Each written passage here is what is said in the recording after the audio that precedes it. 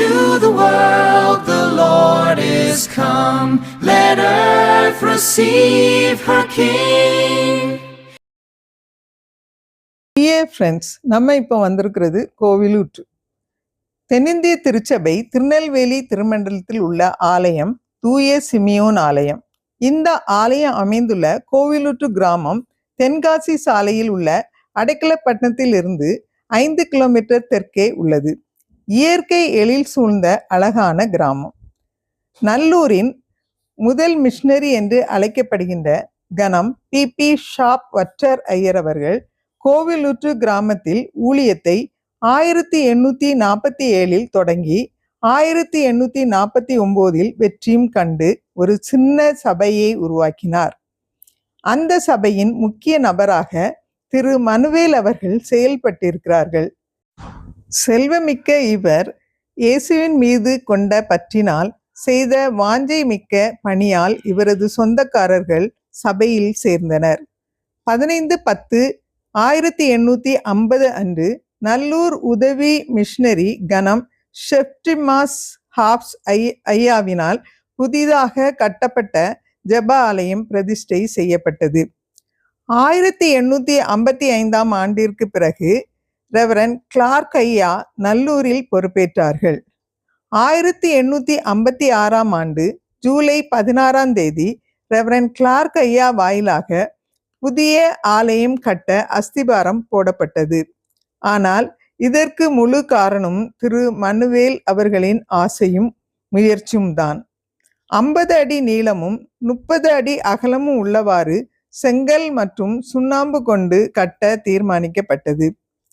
கட்டுமான பணிகள் வேகமாக நடைபெற்ற வேளையில் 1857 ஆண்டு மனுவேல் அவர்கள் எதிர்பாராத விதமாக மரணம் அடைந்தார்.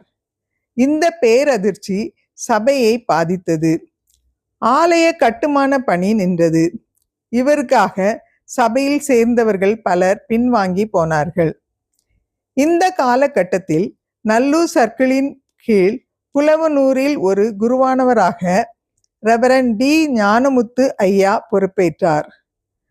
அவரது கட்டுப்பாட்டில் கோவிலூற்று சபை வந்தது. அவரது பெரும் முயற்சியினால் 1861 ஞானஸ்நானம் எடுத்தவர்கள் 52 பேர் சபையின் அங்கம் வகித்தனர். ஆனால் 1862 ஆண்டு பிரிட்டிஷ் அரசுக்கு எதிராக பேசிய சிலரால் புலவனூர் சேகர சபைகள் அனைத்தும் உபத்திரவத்தை சந்தித்தன. மேலும் கொடிய காலரா நோயும் பரவியதால் குல தெய்வம் கிறிஸ்தவத்தினால் கோபம் கொண்டு தண்டிக்கிறது என்று பரப்பப்பட்டது. இந்த காரணங்களால் மீண்டும் விசுவாசிகள் பின்வாங்கி போனார்கள். இவை எல்லாவற்றின் மத்தியிலும் ரெவரண்ட் ஞானமுத்து ஐயா சிறப்பாக ஊழியம் செய்து ஆத்துமாக்களை ஊக்கப்படுத்தினார். நின்று போன ஆலய கட்டுமான பணியை தொடங்கினார். 23/12/1868 அன்று காலை 11 மணி அளவில் புதிதாக கட்டி முடிக்கப்பட்ட 65 அடி நீளமும் 28 அடி அகலமும் கொண்ட ஆலயம் நல்லூர் சர்க்கிள் குரு அருட்திரு டிக்சன் ஐயாவினால் பிரதிஷ்டை செய்யப்பட்டது. சுமார் 400 பேர் நல்லூர் சர்க்கிள் முழுவதிலும் இருந்து வந்திருந்தனர். 1975 ஆண்டு இந்த கோவிலூற்று சபை ஒரு சேகரமாக மாற்றப்பட்டது.